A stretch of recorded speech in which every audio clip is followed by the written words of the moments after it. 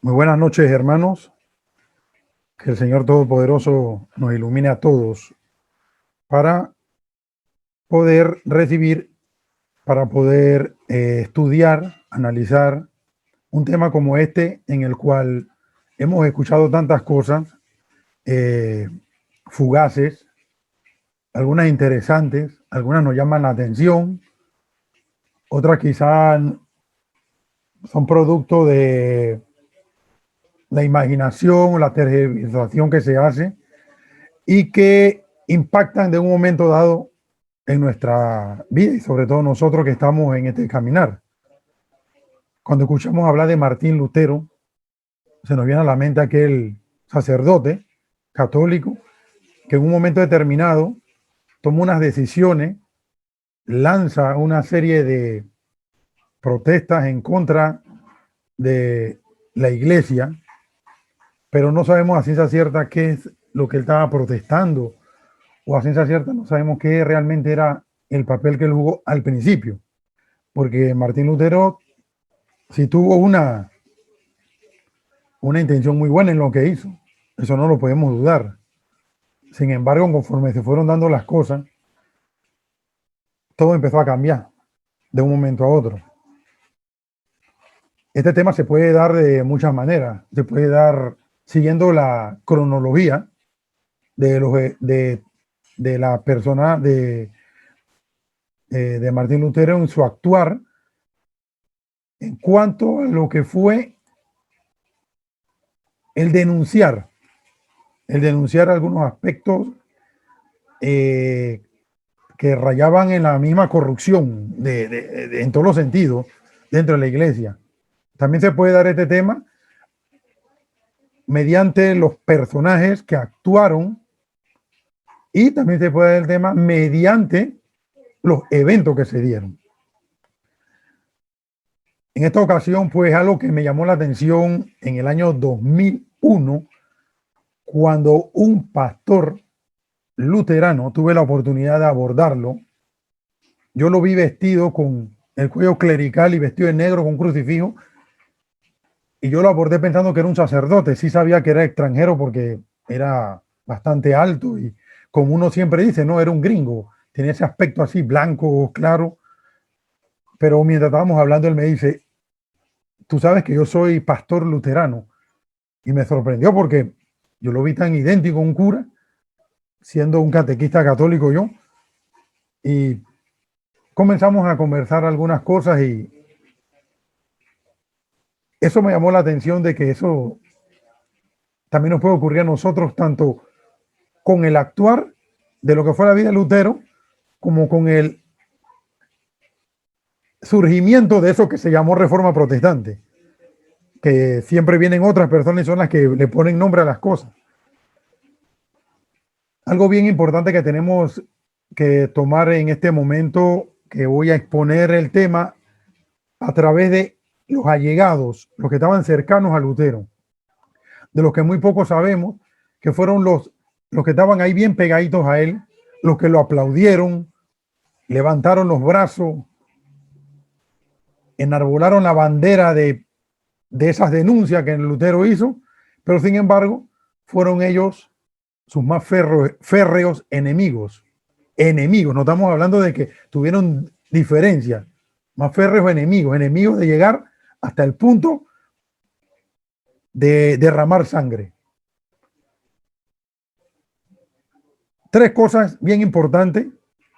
La número uno, el protestantismo no fue tolerante. Eso tenemos que tenerlo clarito. Se nos ha vendido a veces la idea de una iglesia católica intolerante, una iglesia católica que no aceptaba que nadie opinara algo diferente, y entonces la iglesia llevaba una inquisición, hacía cruzadas, mandaba soldados, le pedía a los reyes, etcétera, etcétera. Pues bien, el protestantismo trata de preciarse de que si la iglesia fue intolerante, ellos sí fueron tolerantes. Totalmente falso. Número uno, el protestantismo nunca fue tolerante.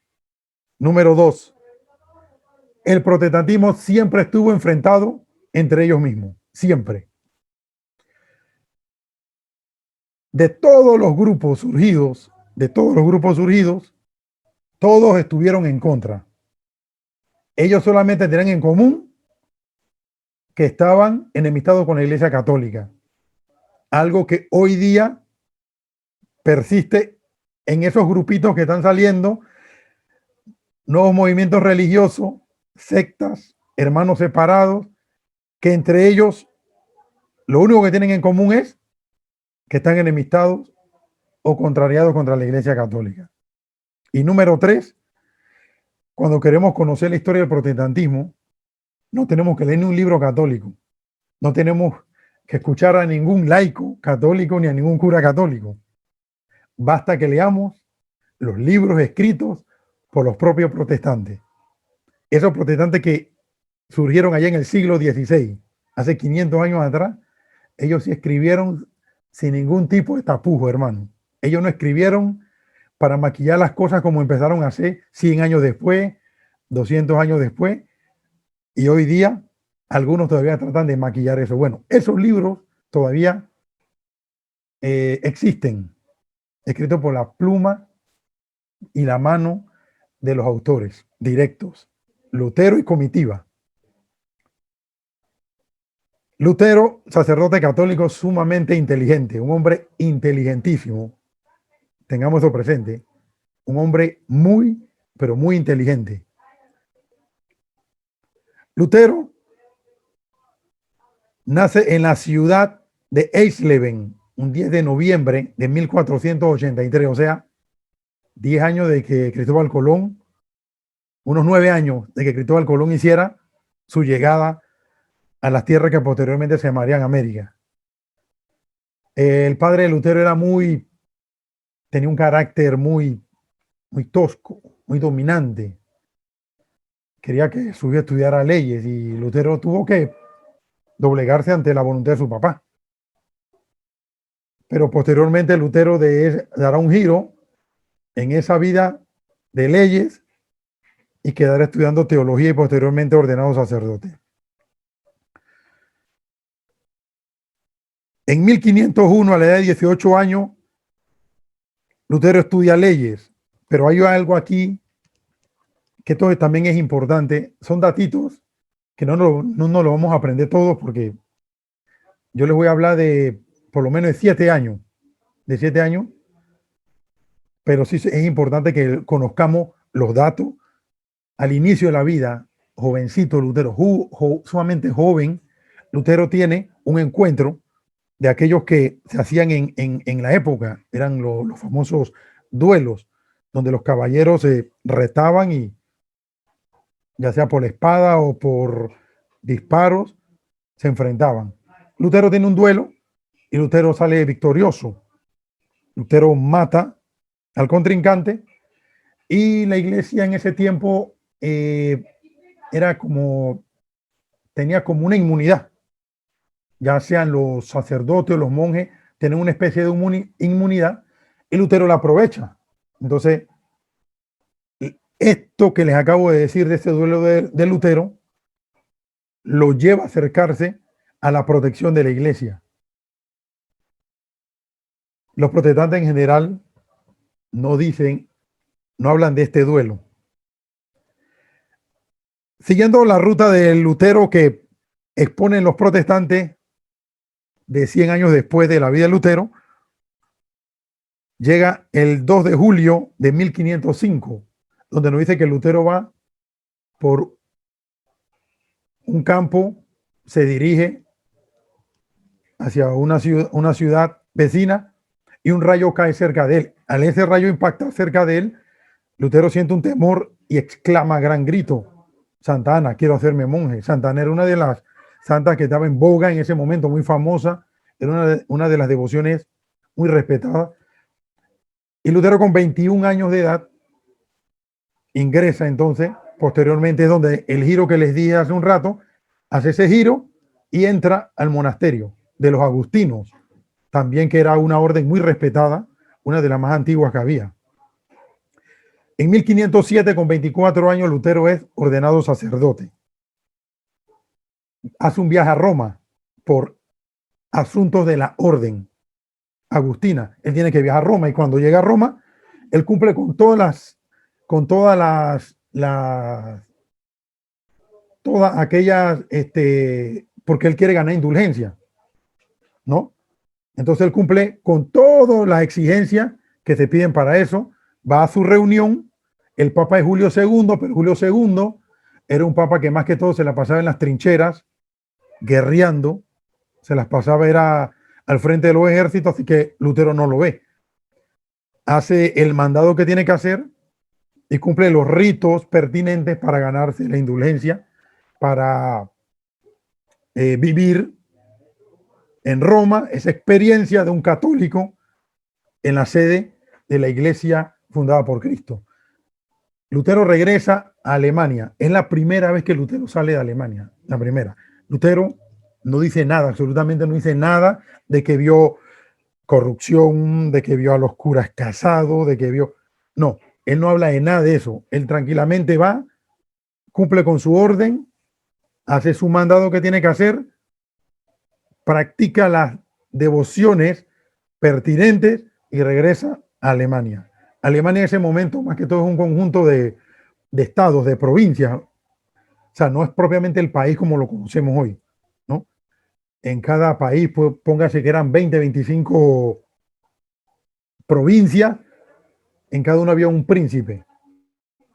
Entonces, Lutero vive en lo que hoy sería la parte este de Alemania, que en su momento fue parte de la Alemania socialista.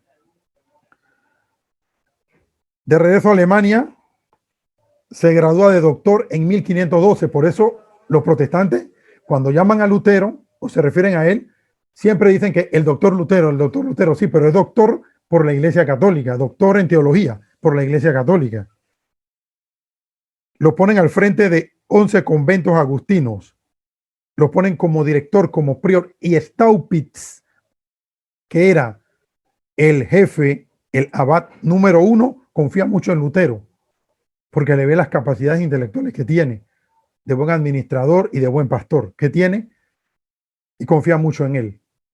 Este Staupitz más adelante jugará otro papel importante en la protesta que hará Lutero, las denuncias que hará Lutero.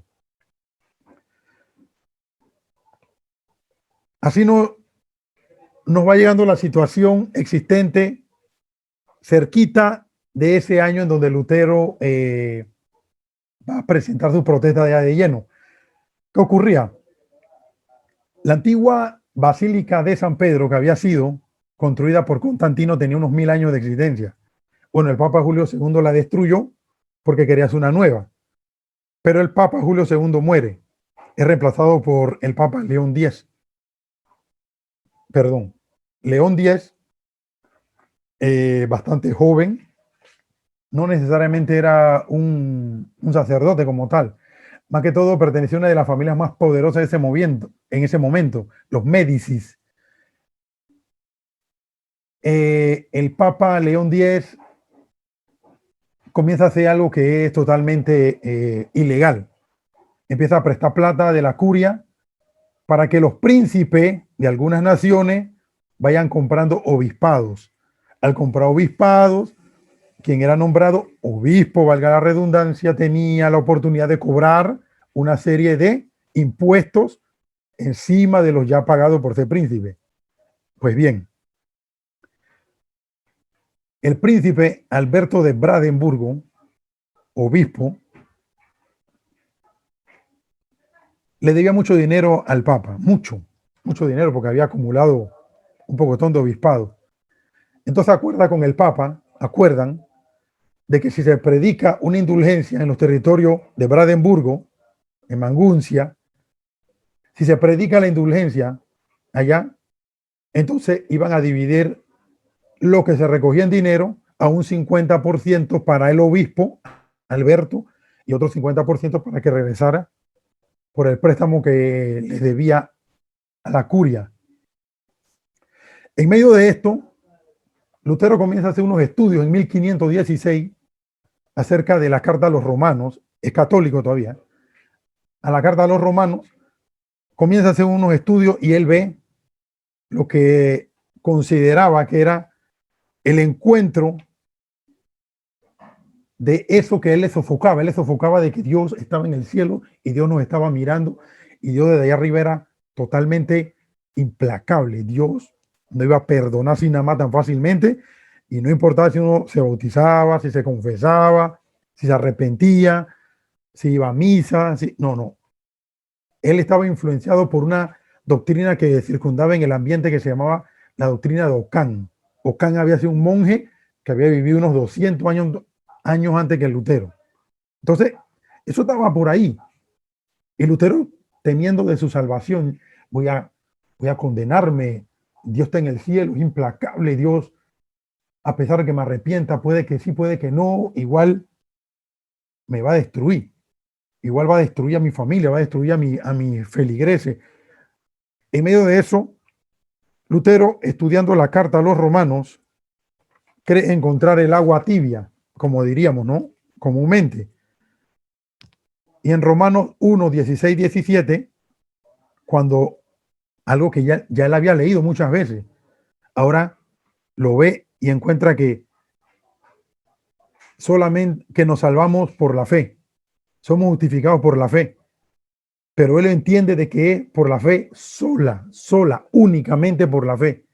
Por eso más tarde, muchos años después, Lutero le agregará la palabra sola a ese texto de Romanos 1, 16, 17. Siendo católico, comienza a predicar eso acá bajo cuerda. Alguna gente lo oye, le gusta, comienza a traer gente y todo va ahí bajo cuerda hasta que se da la predicación de la indulgencia en los territorios del obispo, de quien hablé antes, de Alberto de Brandeburgo. Y había algo muy importante. La indulgencia se ganaba confesándose, asistiendo a misa y dando una limosna. Pues bien, en los territorios del obispo Alberto se eliminó la confesión y se eliminó el ir a misa y solamente se concentraban en el dar dinero, dar limosna. Entonces cuando el monje que le toca ya esos territorios, Juan Texel, comienza a predicar, empieza solamente a hacer hincapié en que den dinero y se ganan la indulgencia. Den dinero. La indulgencia era esa gracia que la iglesia administra, que dispensa por los méritos de Jesucristo, de la Virgen y los santos. Pues bien, aquí todo se eliminó todo eso y solamente, además había hasta un estribillo, una frase popular en el ambiente que decía que apenas se echaba la limosna en la alcancía, antes que tocara el fondo de la alcancía, automáticamente un alma ya salía del purgatorio. A pesar de que Juan Texel no fue a predicar allá a los territorios de Wittenberg o Wittenberg, como dirán algunos, alguna salvedad. Hay muchos nombres que están en alemán. No hablo alemán, ni lo pretendo. Los voy a decir tal cual como los leo porque estamos hablando y leyendo español. En Wittenberg, Juan Texel no fue, pero mucha gente fue a comunicarle a Lutero las exageraciones que estaba haciendo el monje Juan Texel, que era una burla. Era una burla contra el pueblo y contra la misma doctrina de la iglesia. Entonces Lutero copia una serie de sentencias a las cuales él llama paradojas. Muy importante. Lutero copia una serie de sentencias a las cuales llama paradojas. Las escribe en latín y hace varias copias y la envía a sus amigos, a sus allegados. Entre esos se le envía al obispo Alberto de Brandeburgo, llamándole la atención a ese obispo que ponga orden, que es el que tiene que poner orden, que no siga prestándose para ese jueguito que están haciendo. Entonces los amigos de Lutero agarran esas copias, la enumeran del 1 al 95, las escriben en alemán y las empiezan a repartir a otras personas y la usan como bandera para ir en contra de la iglesia, algo que Lutero se los reprochó. Lutero nunca estuvo de acuerdo que usaran sus paradojas, aquí las llamaremos como las conocemos popularmente, nunca estuvo de acuerdo que usaran sus 95 tesis para ir en contra de la iglesia. Además, Lutero nunca clavó esas 95 tesis allá en el monasterio de Wittenberg. Ningún protestante de la época de Lutero habla de eso, eso lo hablarán muchos años después, lo harán porque era una forma como se daba a entender. Además, si Lutero las escribió en latín, el pueblo era analfabeta y no sabía hablar ni leer alemán, mucho menos iba a saber leer latín. Él sí se la envió a teólogos, a universitarios, bachilleres y al obispo, que ellos conocían el latín, porque Lutero lo que quería era un debate de eso que estaba haciéndose con lo que se llamó, pero que nunca existió, venta de indulgencia, que más que todo fue una estafa. Tiene otro nombre, ¿sí? Y es igual de reprochable. Ahí estamos de acuerdo. Pues bien, como Lutero estaba predicando de que uno se salva solo por la fe, etcétera, etcétera, y le llegaba a algunos, aquí mencionamos al primero de la noche, el primero, amigo de Lutero, que después empezó a pelearse y muy feo con Lutero, Tomás Munzer, un monje franciscano. Tomás Munzer se entrevista con Lutero y comienzan a discutir desde, digámoslo, desde el año 1 o desde el día 1, 1517, comienza a discutir con Lutero y quedan enemistados. Empiezan a mandarse cartas uno a los otros. Primero se entrevistan y discuten y los discípulos de ambos se dan cuenta de que estos no congenian. Posteriormente se empiezan a mandar cartas de insultos y más adelante vamos a ver un episodio más donde aparece este Tomás Munzer. Lutero lo dejamos escribiendo las 95 tesis. Bueno, eso llegó a donde tenía que llegar, a las autoridades religiosas y las autoridades civiles. Se estalla la cuestión, llaman a Lutero al orden, le envían a un obispo para que le llame la atención, llamado Cayetano, y Lutero simplemente en 1518 le responde al obispo y a cualquier otro más que se le presentaba que solamente iba a retractarse lo que decía si se lo demostraban con la Biblia, solo con la Biblia. Teoría muy propia de Lutero, solo con la Biblia.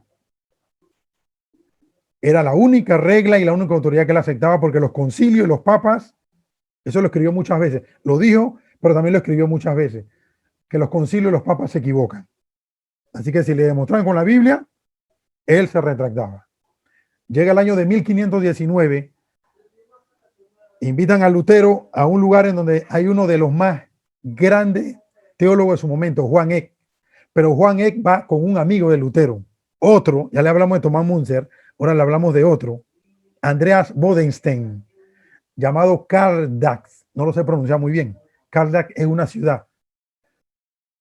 Entonces, el representante de la Iglesia Católica se enfrasca con el amigo de Lutero, pero el amigo de Lutero, Bodenstein, se ve que va a perder la batalla y le da chance a su amigo Lutero para que venga, y según los manuscritos, tanto protestantes como católicos de esa época, dice que eso fue un duelo de conocimiento entre esos dos grandes teólogos, Lutero y Eck, uno defendiendo la doctrina católica y el otro defendiendo la nueva doctrina que estaba saliendo, que posteriormente le van a llamar protestantismo, luteranismo.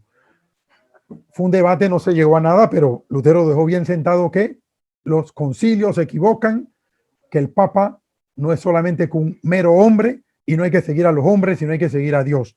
Por lo tanto, la Biblia era la única regla. Llega el año de 1520, ya está todo acalorado, llaman a Lutero, lo invitan a que, ¿qué pasa, Lutero? Mira, todavía te vamos a escuchar. Querían llevarlo a Roma. El príncipe defensor de esos territorios, Federico el Sabio, Federico III el Sabio, se vuelve protector de Lutero y ve que si sacan a Lutero de Alemania, puede que lo apresen en Roma. Entonces dice, no, bueno, si hablamos aquí, dentro de los territorios está bien, pero no salgas de Alemania. Lutero en ese año escribe tres libros en 1520, los cuales van a ir marcando. Escribe el libro A la nobleza cristiana de la nación alemana, donde dice que es falso que el Papa sea el único que puede interpretar la Biblia. Escribe otro libro, La cautividad babilónica de la Iglesia, escrito a principios de octubre de 1520, y donde dice que los 7 sacramentos son efímeros y solamente mantiene 2, que son la confesión y la Eucaristía, pero ahora vemos eso de la Eucaristía, pero por el momento él mantenía esos 2. Y el otro libro era sobre la libertad cristiana, escrito también en octubre, en el cual expresa la idea de que ya Cristo murió por nosotros. Por lo tanto, nuestra alma solo tiene que aceptar lo que venga, tranquilamente, no hay ni un problema, porque ya Cristo murió por nosotros.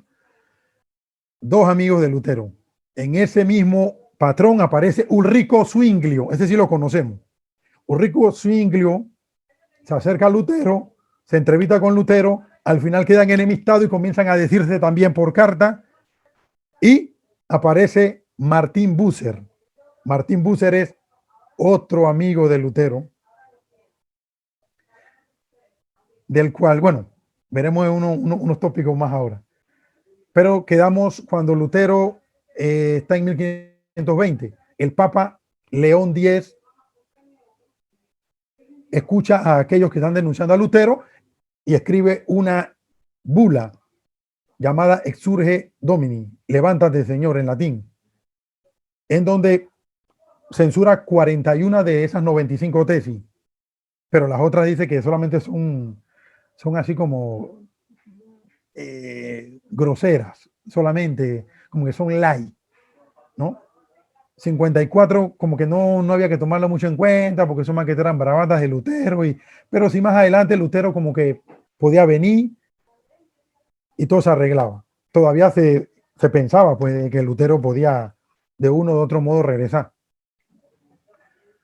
Lutero se pone muy violento, dice que él no va a regresar y que él insiste en que los papas, y menos ese, León X, porque él sabe en las cosas que no andaba muy bien, en los caminos que andaba, y andaba prestando plata y cobrando 50% de aquí, permitiendo que se burlaran de la doctrina cristiana, católica, etcétera. Y Lutero empezó a ganar gente dentro del mismo catolicismo. La gente lo empezó a seguir. Obispos, monjes, sacerdotes, teólogos y bautizados empezaron a seguir, porque la gente quería que las cosas se arreglaran, la gente quería que hubiera un orden, porque estaban viendo mucho desorden, mucho. No había, no pensemos que Lutero empezó esas denuncias sin motivo. Al llegar, Lutero cuenta con 21 años de edad, jovencito, tiene esos 21 años de edad. Ante este acto desafiante de Lutero, las autoridades procedieron a formularle cargos para que fuera arrestado y llevado a la curia romana. Por eso querían sacarlo de los territorios. Recuerden que Lutero nada más salió una sola vez de esos territorios. Cuando siendo sacerdote fue y cumplió todos los rituales y la liturgia católica en Roma, la vivió bien. Y él jamás dijo que vio. Después en alguna de sus conversas, él dijo que había visto algunas cosas. Entonces los amigos de Lutero la exageraron, ¿no? Pero ya estaba Lutero en ese momento fuera de la iglesia. En el año 1521,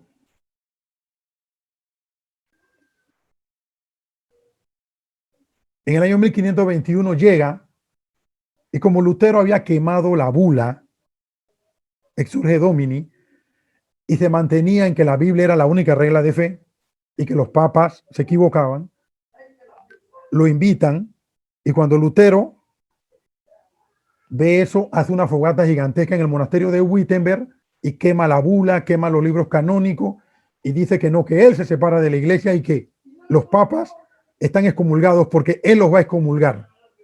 Entonces Lutero ya queda por él mismo fuera de la iglesia. Llega a 1521 y en enero el Papa entonces hace la bula de ese Romanum Pontificem, en donde el 3 de enero excomulga a Lutero. Desde 1521, desde el inicio en enero, lo excomulga y pasan los meses, pero el príncipe, que es amigo de Lutero, Federico, busca la manera y como el emperador, que estaba sumamente jovencito, con 21 años tenía, muy jovencito, llega a los territorios alemanes, quieren que escuchen a Lutero. Entonces, en la ciudad de Worms, hacen esa reunión donde están las autoridades civiles, el emperador y las autoridades religiosas. Invitan a Lutero y Lutero, mientras se traslada de Wittenberg hacia esta ciudad, va predicando, va llamando a la gente a que renueven el espíritu, porque la fe es la única que salva, porque la Biblia es la única regla de fe, y que los papas se equivocan y la gente lo aplauden, y muchos caballeros armados acompañan a Lutero. ¿Por qué? Porque Lutero estaba también pensando en que se iba a topar en esa reunión. Bueno, había mucha gente que con armas iban acompañando a Lutero. Cuando llegan a esa reunión, en el mes de abril de 1521, cuando están ahí, Lutero se mantiene en un tono arrogante y Lutero sigue con esta intransigencia y llega un punto en que Lutero le da la espalda a todas las autoridades, se sale de la reunión y los deja ahí hablando solo, y es ahí donde entonces hacen un edicto, el edicto de Worms, en el cual dan orden de aprender a Lutero, capturarlo, dan orden de quemar sus libros y dan orden de que sus discípulos también sean castigados. Lutero, mientras sale de la reunión y va a regresar a Wittenberg, unos hombres encapuchados lo atrapan en el camino y lo llevan a un castillo, el castillo de Warburg. Cuando se dan cuenta, estos hombres enmascarados son enviados por el príncipe, era una estrategia para esconder a Lutero y mantenerlo ahí, porque como habían dado la orden de que lo iban a atrapar, el príncipe lo que hizo fue esconderlo. Ahí permanece Lutero 10 meses. Mientras Lutero está 10 meses escondido, escribe en este castillo, escribe varios libros y también escribe el Nuevo Testamento. Ojo, el Nuevo Testamento de Lutero fue todo un éxito. Se vendieron más de 3.000 ejemplares en la primera edición. Recuerden que antes la Biblia se escribía a mano. Los sacerdotes católicos, los monjes, los copistas tienen que estar ahí a mano y eso demoraba mucho. Bueno, pero ahora como existía la imprenta, le cayó a pelo excelente a Lutero y Lutero la aprovechó y comenzó a reproducir sus libros, entre esos el Nuevo Testamento. Pero recuerden que el pueblo era analfabeta, así que muchos no era que lo leían, lo compraban, pero había alguien que hacía de guía y ahí era donde venían los problemas, porque como cualquiera, según Lutero, podía leer la Biblia e interpretarla, sepa usted lo que cada quien empezaba a decir al pueblo. Encerrado en ese castillo, Lutero se quita el hábito, por primera vez se quita el hábito, se rasura, se viste con ropas de paisano, ropas civiles, y se hace llamar Caballero Jorge para despistar a cualquiera que preguntara quién era ese que estaba ahí en ese castillo. Escribe un libro muy, pero muy espiritual, llamado Comentario al Magnificat, en donde Lutero reconoce a María como Madre de Dios, en donde Lutero invita a sus seguidores a que reconozcan y veneren a María, que es la Madre de Dios y que no se ha dicho ninguna palabra, ninguna, en esta tierra tan grande como decir que María es Madre de Dios. Ojo, muy interesante esto. Pero mientras Lutero está escondido, ya mencionamos a Tomás Munzer, amigo de Lutero, que se peleó con Lutero porque Lutero no hablaba mucho del fin del mundo, ni Lutero aceptaba de que Dios hablaba en el alma, sino que hablaba a través de la Biblia, de la palabra, ni que había que enfrentar a las autoridades, de que había que matar a los enemigos, ¿no? Tomás Munzer y Andreas Bodenstein. Andreas Bodenstein sale y se apropia, como Lutero no aparecía, se apropia del movimiento este que posteriormente se llamó Reforma, y Andreas Bodenstein dice que la Eucaristía es un mero símbolo, que no hay que predicar usando vestiduras clericales, no, y predica en una iglesia así y le da el pan y el vino a todo el mundo y le dice, vengan, ustedes son sacerdotes. La Biblia dice que todos somos sacerdotes, así que tampoco hay que estar respetando a alguien que esté aquí adelante haciendo a veces sacerdote, porque todos somos sacerdotes. La reforma que llevaba Lutero no iba por ese camino, pero ya vemos cómo se empiezan a desviar por ir leyendo la Biblia, interpretándola cada uno a su manera, siguiendo la proposición o la doctrina que el mismo Lutero había enseñado. Aparece un rico Zwinglio, otro sacerdote, un rico Zwinglio, sacerdote católico, que viene, está en Alemania, se entrevista con Lutero, comienzan a hablar y se da cuenta como que Lutero lo ve como muy blandito, como que muy light. No, hombre, este Lutero quiere como seguirse llevando con la iglesia y dice que uno puede tener imágenes. Lutero dice que se pueden bautizar niños. Lutero dice que Jesucristo cita en el pan y el vino, en la Eucaristía. Entonces, Zwinglio también, ya vemos a tres. Y Martín Bucer, que es el que recoge como un poquito de todo esto y se aparta de Lutero. Entonces Lutero sale de su escondite porque allá va la gente a decirle, informarle, decirle, Lutero, tú estás predicando una cosa, pero la gente por acá está diciendo otra, así que anda y Lutero va a poner orden. Cuando Lutero llega pone orden y trata de buscar de nuevo, pero ya es demasiado tarde, la gente está leyendo la Biblia por sí mismo. La Biblia cada uno la está interpretando, cada quien está sacando doctrina y van surgiendo grupos que son sumamente violentos. Habían los anabaptistas, palabra que significa rebautizado. ¿Qué decían estos? Ellos decían, bueno, hay que bautizarse de adulto, así que el que ya está bautizado de niño hay que rebautizarlo de nuevo porque el verdadero bautismo es de adulto y hay que estar preparado porque ya Cristo viene dentro de unos días, ya falta poquito y nada más vamos a ser escogidos algunos, no todos, para ir a un gobierno, perdón, con Cristo en el cielo, otros se quedan acá y después van a ser elevados, serán llamados. Entonces cada quien comenzaba, esto se formó hasta que llegó el año de 1525. Ocurren dos hechos importantes. Ocurre la guerra de los campesinos y ocurre el matrimonio de Lutero. En 1525, Tomás Munzer, que se había alejado de Lutero, desde el principio era seguidor de él, se fue a otras ciudades, se unió con otra gente que tenía otras interpretaciones y de allá escuchan que los campesinos están pidiendo cosas sociales. Eran solamente protestas sociales. Estaban pidiendo que se les dejara pescar en los ríos, que se les dejara recoger leña, que se les dejara cazar, que se les dejara recoger materiales para hacer casa y que se les respetara porque ellos también aportaban impuestos para los príncipes.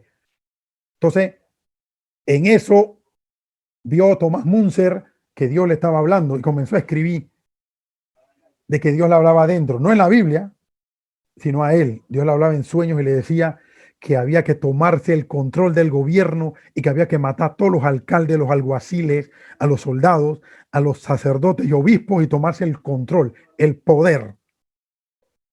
Y salieron estos predicadores al frente de esta protesta de campesinos, que los libros protestantes dice que fueron más de 20 grupos.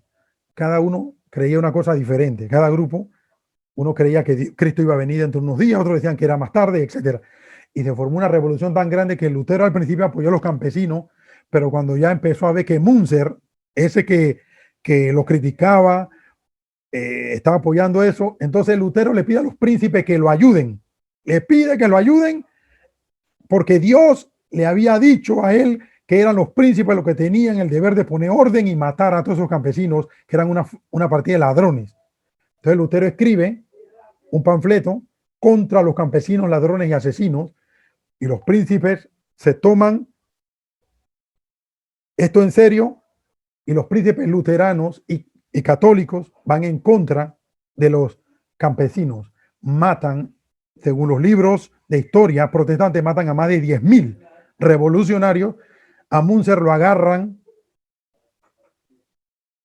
le quitan los brazos, las piernas, lo decapitan, ponen su cabeza en un palo enfrente de la ciudad y su cuerpo a otro lado para que todo el mundo viera el ejemplo de lo que le iba a pasar a quien se rebelaba. Pues bien, los luteranos comenzaron a apartarse de Lutero y se fueron a otros grupos que ya estaban por ahí, porque decían que Lutero le criticaba a la iglesia, que la iglesia era amiga de los reyes, pero Lutero le había puesto la nueva iglesia a los príncipes luteranos. Entonces Lutero sabía que era a través de los ejércitos luteranos como él podía llevar a cabo su movimiento.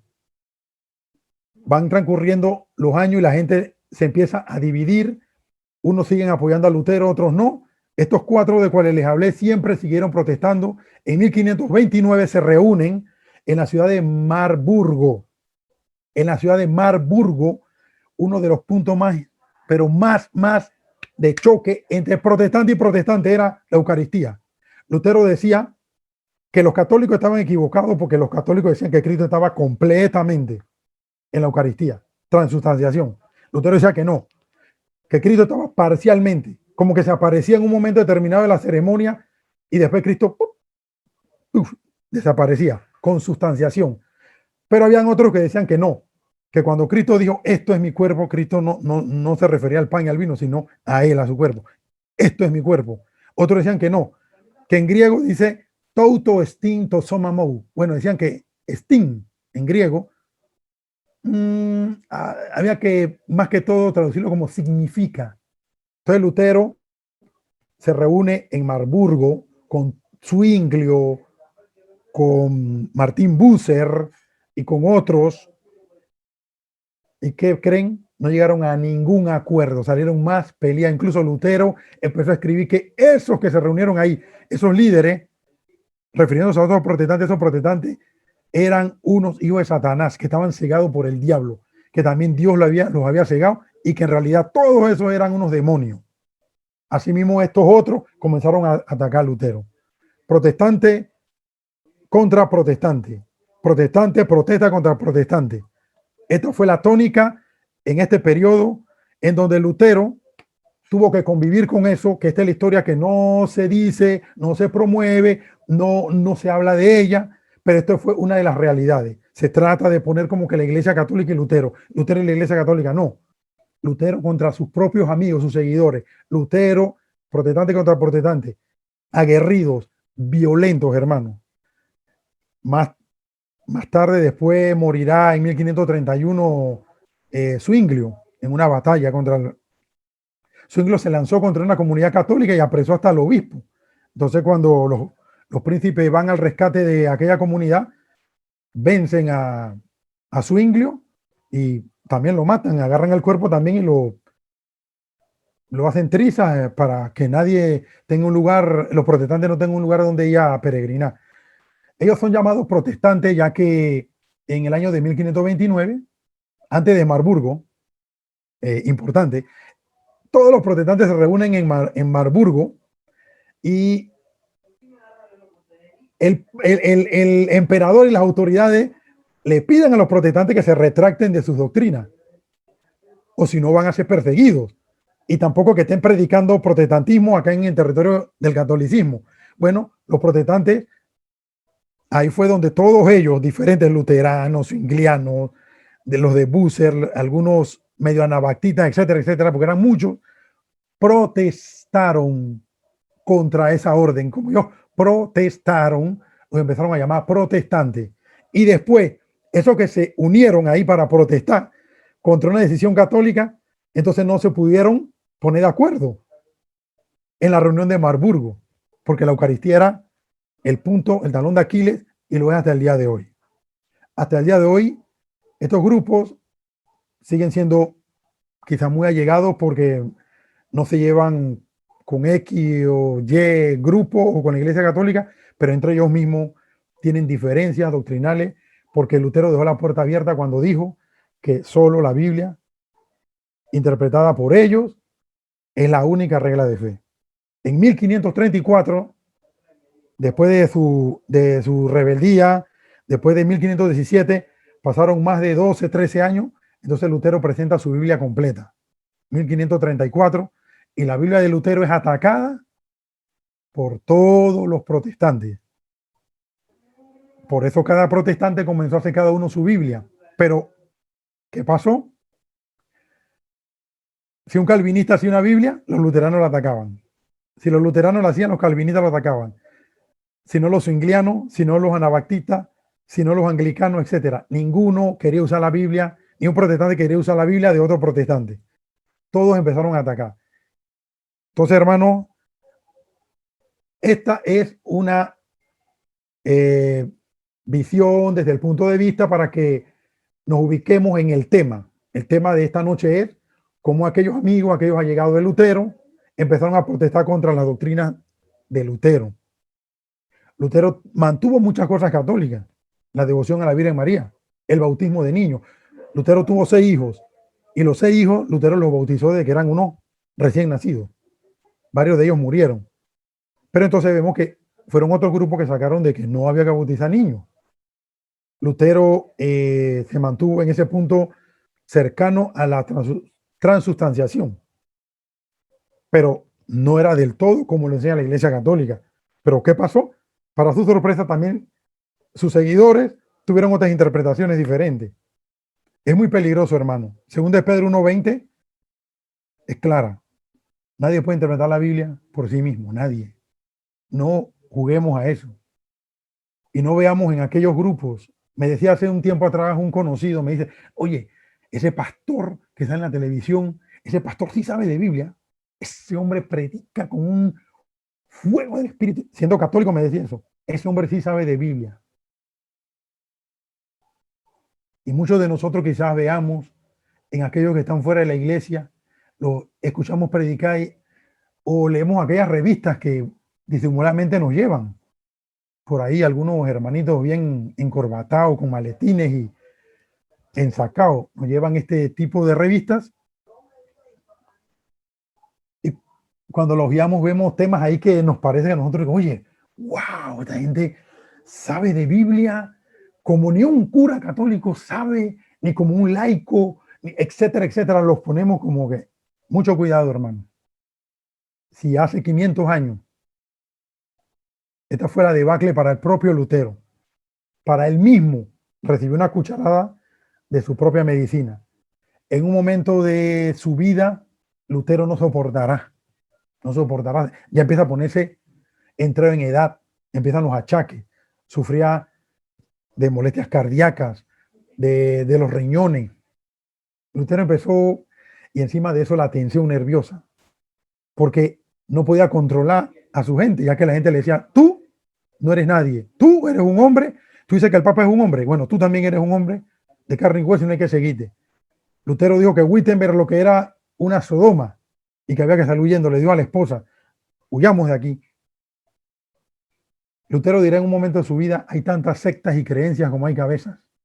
Algunos niegan el bautismo, otros niegan el cielo, otros creen que hay un mundo intermedio entre este y el futuro. Ya no hay palurdo, ya no hay patán, cada quien cree lo que le da la gana. Y todos dicen que si tienen un sueño o un pensamiento, es obra y mensaje divino. O sea, ya Lutero no soportaba. Esa fue la gran realidad de lo que vivió en ese momento él, eso que llamaron reforma protestante, eso que Lutero escribió en unas denuncias que en el momento tuvieron una gran aceptación y hay que reconocer lo que sí las había, pero no. El cuerpo de Cristo es uno solo. La iglesia es una sola, el bautismo es uno solo, una fe, un Señor, un bautismo. Una misma esperanza tenemos, dirá San Pablo. Por eso, a pesar de que tenemos esos errores, corrupciones dentro de la iglesia, tenemos que mantenernos en ella porque sabemos que el enemigo llegó un día y sembró en medio del trigo, sembró cizaña, mala hierba.